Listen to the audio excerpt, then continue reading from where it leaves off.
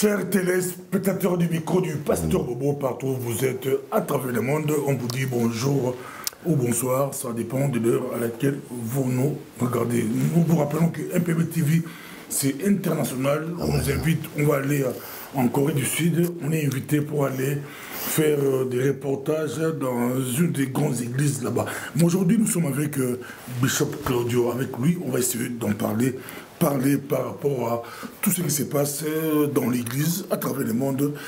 Pourquoi pas en Belgique et dans beaucoup de coins en Afrique. Bonjour Bishop. Bonjour, en tout cas, soyez bénis dans le monde entier. En tout cas, écoutez, concernant ce sujet, j'aimerais d'abord dire que l'Église est en péril. Spécialement avec tout ce qu'on entend, évidemment, inutile de rappeler en RDC Congo, où d'ailleurs même le pape vient de dire que voilà, il y a véritablement des catastrophes, des prêtres, des évêques congolais abusent de religieuses comme esclaves sexuels. On entend des articles sur le soir qui sont parus. Voilà, l'Église est en péril en général, à Bruxelles, à Paris, à Kinshasa, à Abidjan, n'est-ce pas, à Lagos, à Douala, à Yaoundé. On se rend compte que de manière générale, l'Église est en péril parce que la tête est malade. Lorsque la tête est malade, c'est tout le corps qui est malade. La tête de l'Église, c'est Jésus-Christ. La tête de l'Église... C'est Jésus qui est la tête de l'Église. Comment vous pouvez affirmer que la tête est malade? Est-ce que Jésus peut être malade? Aujourd'hui, je suis avec vous. Je vous laisse parler. Mais pasteur Bobo, la tête de l'Église, on sait très bien que c'est Jésus-Christ. Malheureusement, sur cette terre, Dieu a dit, je bâtirai mon Église, et toi, et tu es Pierre. Et sur cette pierre, Dieu utilise des hommes, des femmes. Et on se rend compte que, par exemple, si on prend la RDC, tous ces scandales nous montrent que quand la tête est malade, tout le corps est malade. La robe a des taches d'impureté, taches d'immoralité, taches de franc-maçonnerie, taches d'homosexualité, taches de maraboutage, de fétiche, taches de toutes sortes.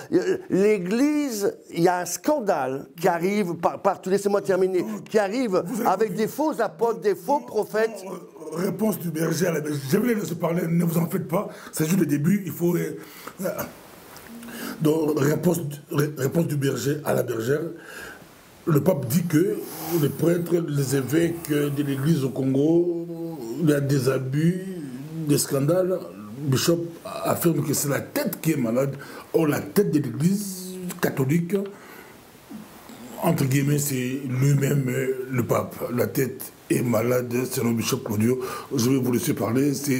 La tête, laissez-moi terminer, pasteur. Bon, la tête est malade, parce qu'il n'y a plus d'autorité qu'on a fixée dans l'Église. D'ailleurs, lorsqu'on prend 1 Corinthiens 5, il est dit qu'on entend parmi vous, dans l'Église, donc c'est Paul qui parle à l'Église de Corinthe, qu'il y a des abus sexuels, qu'il y a des choses qu'on ne fait même pas dans ce monde. Et Paul va dire, en plus, au lieu de vous repentir, au plus de vous demander pardon, vous êtes enflés d'orgueil. Paul va dire que des gens comme cela, eh bien, il faut les sanctionner, les discipliner. Et moi, absent de corps, va dire Paul, en tout cas, j'ai déjà jugé par l'Esprit que de telles personnes, eh bien, soient sanctionnées, soient disciplinées. Écoutez, lorsqu'il y a eu, par exemple, avec Jimmy Swaggart, un homme que tout le monde connaissait, cet homme a été mis de côté, on a dû le rétablir pour qu'il reprenne le ministère. Moi, je suis quand même choqué de voir tous ces gens, avec tous ces scandales qu'on entend, au lieu qu'ils s'arrêtent pendant un mois, quelques mois, qu'on prenne un peu de temps de les aider, n'est-ce pas? Eh bien, ils continuent. Et au lieu de demander pardon, il se justifie par toutes sortes. J'appelle ça, laissez-moi terminer, des scandales qui arrivent. Non, laissez-moi terminer, pasteur Bobo. Directement, je vois, vous prenez le cas Mbié, parce que la presse belge en parle du cas du pasteur Moïse Mbié, qui est accusé de viol, accusé d'avortement forcé. Mais il est pasteur, on le accuse, il a droit aussi à la défense, mais si lui dit qu'il... Écoutez, pasteur Bobo, j'aimerais que vous me laissiez pas terminer. Je vais vous laisser parler. Est-ce qu'on peut condamner directement, vous prenez position parce que vous avez lu la presse belge qui condamne, qui relate l'affaire Mbié, et vous dites que au lieu de se mettre à l'écart, ces gens-là prêchent, ces gens-là, avec orgueil, comme pasteur, on vous accuse. Ça, je vous laisse parler maintenant. Non, écoutez, pasteur Bobo, je ne veux pas parler que de cette affaire, c'est en général. Je dis que la tête est malade. Je dis que l'Église n'est plus ce qu'elle doit être. On n'entend parler que de scandales dans toutes sortes d'églises, dans toutes sortes de pays, à tel point que les journaux en parlent, à tel point que le pape en parle, bien qu'il n'a pas trop d'exemples à donner, mais en tout cas, tout le monde en parle. Alors que Paul dit que des gens comme cela devraient être disciplinés. Il va même plus loin, il va dire, je suis même étonné, que des gens, on devrait directement les juger parce que c'est à nous, laissez-moi terminer, de juger ces gens-là. Et Paul va dire, mais n'oubliez pas que nous-mêmes, on va juger les anges. Comment ça se fait que vous appelez des gens de l'extérieur pour juger les gens de l'Église? Aujourd'hui, on assiste, dès qu'il y a des problèmes entre les chrétiens, on va voir des avocats. Des avocats qui sont eux-mêmes dans le monde complètement, mais qui sont bien souvent dans des loges maçonniques, qui sont donc influencés par le diable, mais on laisse des gens, des avocats, juger des choses dans l'Église, alors que Paul dit c'est pas normal, ça serait à nous, les pasteurs, nous les apôtres, les bishops, de juger. Le problème, c'est que ce que je disais, c'est que l'Église, on n'a plus de repères. Il n'y a plus ce que j'appelle, n'est-ce pas, des tours de garde dans les différentes capitales. Des problèmes comme cela devraient être jugés par des vrais apôtres, un conseil d'apôtres et de prophètes à Kinshasa, à Paris, à Bruxelles. Le problème, c'est qu'on déserte. On est du temps des juges, où chacun fait ce qui lui semble bon. Et c'est comme ça qu'on assiste à toutes sortes de déviations, de rébellions, de divisions, d'anarchie. L'Église est en péril. Quand il n'y a pas une réunion qui se fait tous les mois, tous les 2 mois, avec les différents apôtres, prophètes reconnus dans chaque ville, c'est une catastrophe. Nous avions ça, par exemple, nous, à l'époque, à Bruxelles, lorsque je faisais les grandes conventions à Forêt Nationale, à la Madeleine, on avait une pastorale qui regroupait les différents hommes de Dieu. Malheureusement, j'ai dû l'arrêter parce que je faisais trop de choses. Mais lorsque on a des regroupements comme cela, alors on peut dire, voilà, là il faut juger, ce frère-là il faut l'aider, il faut le discipliner. Mais aujourd'hui, il n'y a plus personne qui prend de sanctions, plus personne qui dit stop mon frère, parce qu'il n'y a plus d'autorité. Chacun fait ce qui lui semble bon. Ce n'est pas normal qu'on assiste depuis plusieurs jours à des avocats à droite, à gauche, alors que Paul nous rappelle que ce n'est pas comme cela que ça fonctionne dans l'Église, lorsque l'Église est établie par Dieu. Si l'Éternel bâtit la maison, alors on est bâti sur le roc. Mais si l'Éternel ne bâtit pas la maison, eh bien, on est bâti sur le sable, et c'est comme ça qu'on assiste aujourd'hui dans différentes capitales à des effondrements d'églises, de ministères, parce qu'ils n'ont jamais été bâtis sur le roc, jamais été bâtis sur le fondement que Christ a donné, sur, n'est-ce pas, le fondement des apôtres et des prophètes. Aujourd'hui, on entend toutes sortes de choses. Non, ne touchez pas à mes oins, vous n'avez pas le droit de juger. Mes amis, mais ça c'est n'importe quoi. Mes amis, Dieu nous dit, Paul nous dit qu'on doit nous-mêmes juger ceux qui ont l'autorité, on doit sanctionner, corriger, reprendre. Maintenant, plus personne n'ose parler parce que soi-disant ce sont des oins de Dieu. Non, ce n'est pas des oins de Dieu. Ils sont peut-être loin de Dieu, L-O-I-N.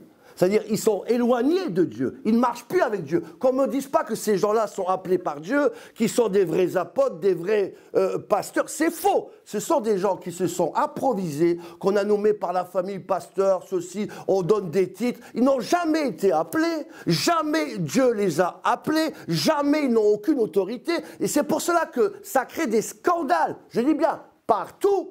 Et d'abord aussi, j'aimerais vous rappeler que c'est pas ce qui se passe, par exemple, en RDC n'est pas un problème des Congolais.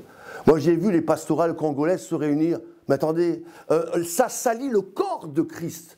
Est-ce que Dieu a dit que dans le ciel, il n'y aura que des Congolais ou des gens de Côte d'Ivoire? Non, il y aura aussi des Français, des Belges. Quand je faisais, moi, les réunions pastorales à l'époque, c'était des pasteurs africains, italiens, français.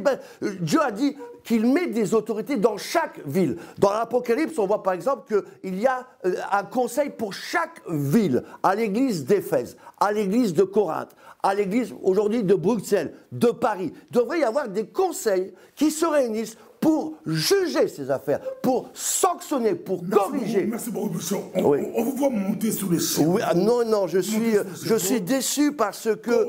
Comme si l'affaire, ça ne touche que le Congo. Vous croyez qu'en Belgique, en Italie, en France, aux États-Unis, déjà, le 23 février 1988, on a vu quelqu'un qui s'appelait Jimmy Swaggart, que vous avez cité ici. Lui-même, une année avant, il avait dénoncé un certain Jim Baker. C'est pour l'histoire. Jim Baker. Il était un pasteur aussi télévangéliste que Jimmy Swaggart avait condamné parce qu'il avait fait des bêtises. Il a condamné parce que 2 pasteurs et lui, il a été vu sortir d'un hôtel avec une prostituée. Quand il a été mis la main dans la sac, c'est alors que cet homme de Dieu, le 23 février, est allé demander pardon devant des milliers de personnes. Pasteur Bobo. Ça ne toucherait pas les Congo si on voit. Mais c'est ce que j'essaie. C'est ce que j'essaie. Pasteur Bobo. J'essaie de vous faire comprendre que cette affaire, justement, n'est pas qu'une affaire congolaise, c'est une affaire internationale. Et que, comme c'est une affaire internationale, ça devrait être jugé par des comités dans chaque ville, dans chaque pays, et que nous devons prier de nouveau que l'Église soit bâtie sur le roc. Vous savez, la Bible déclare dans Deutéronome 22:8, si tu bâtis une maison neuve, n'oublie pas d'en mettre des balustrades autour, c'est-à-dire des barrières, sinon les enfants qui vont tomber de toi, je vais en réclamer le sang. Aujourd'hui, on construit sans balustrade. On construit un espace sans barrière. C'est-à-dire qu'il n'y a pas des protections, il n'y a pas des autorités qui sont là pour protéger l'Église dans chaque ville. Aujourd'hui, on fait n'importe quoi, on s'improvise pasteur, apôtre, il n'y a pas de contact entre telle Église, tel ministère. Les gens font comme ils veulent, et ce n'est plus l'Église du Seigneur, c'est leurs églises, c'est leur façon de faire. Il n'y a plus rien de Dieu dans ces choses-là. Mes amis, c'est Dieu qui bâtit l'Église. C'est Dieu qui a dit, mettez-moi à part Paul et Barnabas. Est-ce que Dieu a mis à part ces gens-là? Certainement pas. Mes amis, lorsque Dieu bâtit l'Église, Dieu met des autorités, apôtres, prophètes dans chaque pays.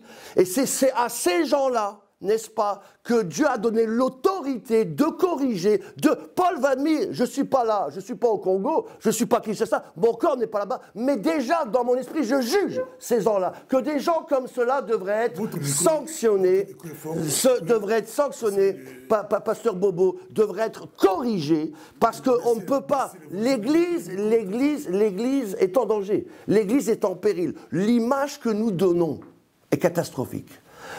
La plupart des gens aujourd'hui ne veulent plus aller dans aucune église de réveil à cause des scandales. Scandales financiers, scandales de trafic de papier, scandales d'argent, scandales, n'est-ce pas, sexuels, pornographiques, d'homosexualité, scandale de certains pasteurs qui sont soi-disant pasteurs qui travaillent avec les fétiches, les marabouts, les sirènes des eaux, toutes sortes de sirènes d'ailleurs, pour avoir de la puissance. Mes amis, le monde s'est infiltré dans l'Église, avec un grand E. Pour ça, je dis, l'Église est en danger. C'est vrai que nous sommes dans les derniers temps. Le Seigneur veut dire, faites attention, parce que dans les derniers temps, il va s'introduire des loups dans la bergerie, des faux prophètes, des faux apôtres, des faux miracles, des fausses prophéties. Et on est en danger. C'est pour cela qu'il est temps de se secouer.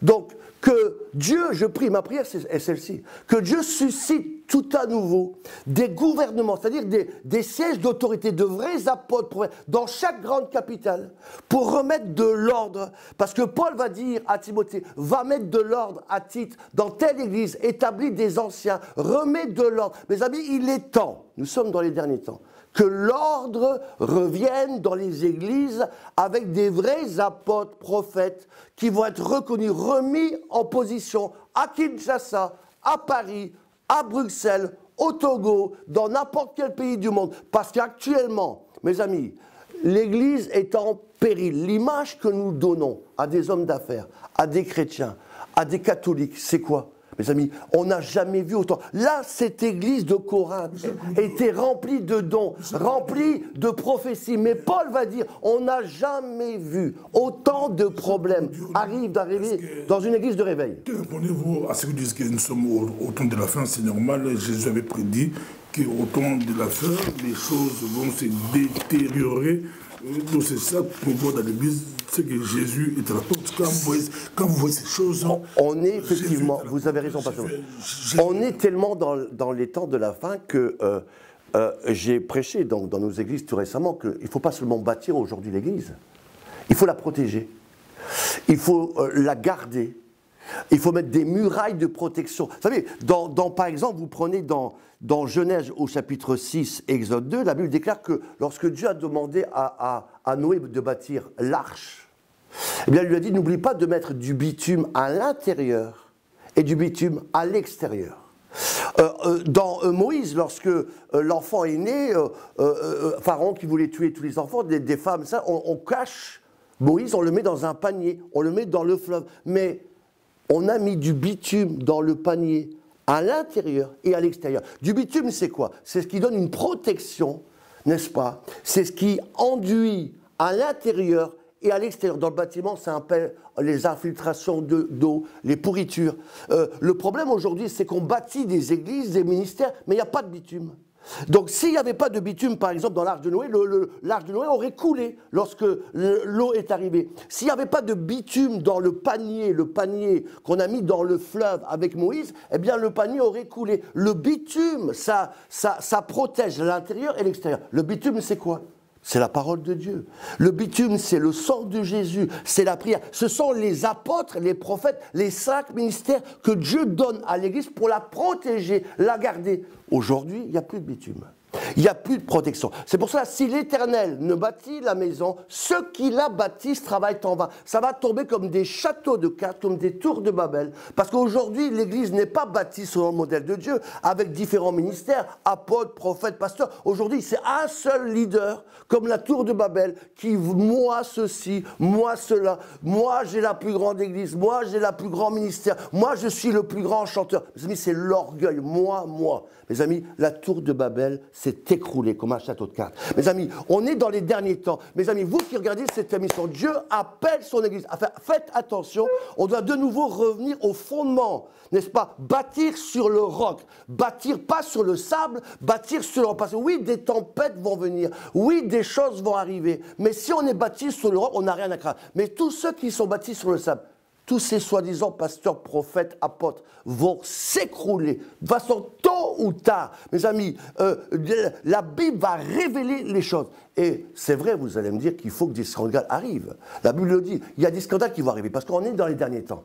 Mais malheur par qui le scandale arrive. En tout cas, nous, comme Paul, eh bien, on doit avertir l'Église tout à nouveau pour dire attention. L'Église est en danger, l'Église est en péril. On doit revenir au fondement, bâtir sur le roc qui est la pierre angulaire, qui est Jésus. Ça a été un plaisir pour nous d'avoir Bishop Kodio, mais on va quand même nous laisser 2 minutes clôturer la vidéo. Ça a été un plaisir pour nous, c'est trop dur. S'il y a des points que vous n'avez pas encore touchés, vous pouvez rapidement les toucher. Nous sommes à la fin, c'était un plaisir, il y a des scandales.